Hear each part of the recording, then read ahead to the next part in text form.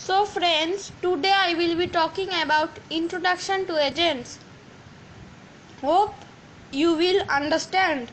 Introduction. An agent is everything means an agent is anything that can be viewed as perceiving its environment through sensors and acting upon that environment through effectors.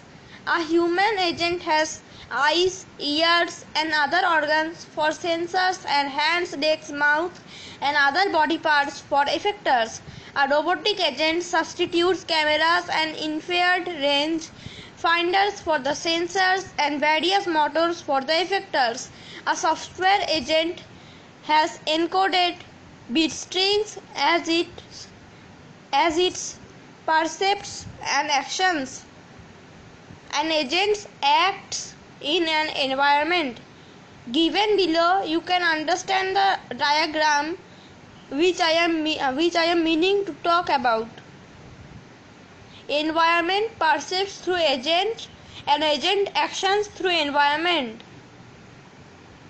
An agent perceives its environment through sensors. The complete set of inputs at a given time is called a percept.